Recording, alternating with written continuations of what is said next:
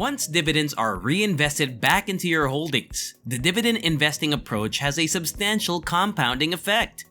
Hi there! Welcome to Usable Wisdom, where we will be showing you the latest tips and tricks in the financial space, as well as business and entrepreneurship.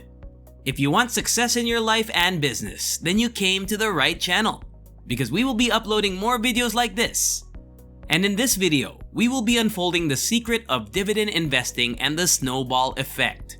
So make sure to subscribe here on Usable Wisdom and hit the notification bell so you'll be updated whenever we upload new life-changing content. And without further ado, let's get it on. I would like to demonstrate the true potential of dividend investing, which can only be realized over time. People are frequently discouraged or frustrated by a lack of early benefits in their investments, which is why this is demonstrated.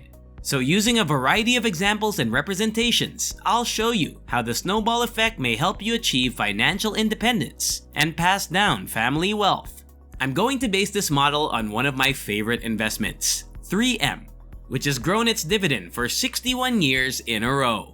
To create this model, let's look at the stock's historical data projected over the next 25 years. I projected these rates forward using the compound annual growth rate of the dividend for the last 5 years, which is 10.99%, and the compound annual growth rate of the stock price over the last 10 years, which is 7.5%. First, consider how a $1,000 one-time investment will perform over the next 25 years. When dividends are reinvested, the entire value is $23,789. When dividends are not reinvested, the total value is $6,442.57. At $17,346, this is a significant difference. It should be emphasized that, despite the reduced overall value, you would receive all of the dividend payouts, totaling $4,293. So you made a total of $10,736, which is still less than half of what you would have made if you had reinvested the dividends. The idea behind this is that by receiving a dividend, you are able to purchase additional shares of the stock, raising your next dividend payout and so boosting your payouts even more, producing a snowball effect that multiplies over time.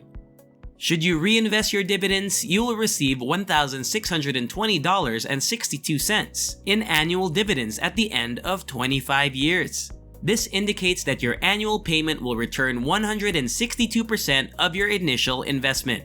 You can either continue to reinvest your earnings and see even more tremendous growth, or you can start pulling them out and using them for personal necessities. Even if you discontinue reinvesting now, your payout will continue to rise over time as the dividend is increased.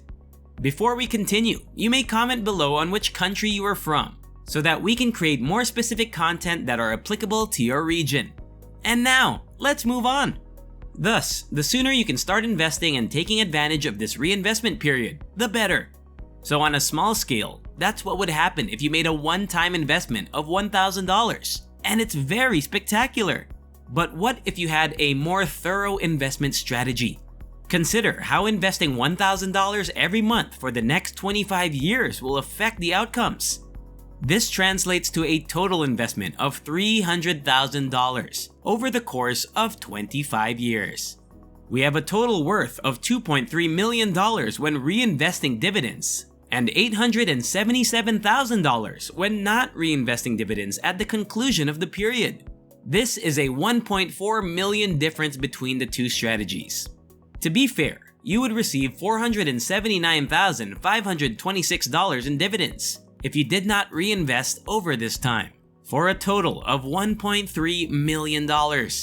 However, this is still more than $1 million less than if you had invested your dividends. The most significant element, though, is the dividend income you'll receive. When you reinvest your dividends, you'll have $157,000 in annual dividend income by the end of the 25 years. Just 1 year's dividends account for 52% of your overall investment. You would only have $62,000 in annual dividend income if you hadn't reinvested, which is 20% of the original amount you invested. Again, the longer you can continue this reinvestment process, the better, because the compounding effect intensifies with time. This is only the tip of the iceberg in terms of this effect. Now, let us take a brief look at what occurs if you reinvest dividends for another 5 or 10 years. You'll have $398,000 in annual dividends and a total worth of $5 million after 30 years. You'll have $1 million in annual dividends and a total value of $11,796,318 in 35 years, which is incredible. The difference between reinvesting dividends and not doing so is now enormous. There is now a total value gap of $9.7 million and an annual dividend income gap of $807,000. I feel compelled to underline how significant this difference is. All of this is based on investing $1,000 each month for 35 years and reinvesting the dividends. The difference between reinvesting and not reinvesting grows over time. As a result, the earlier you begin investing, the more significant the snowball effect of dividend investing will be. Thank you for watching. Oh, and it would be amazing if you subscribed if you learned something helpful from this video. Besides, you can unsubscribe at any moment, but otherwise you'll always be the first to know about new money-making tips as we share them. Until next time, see ya!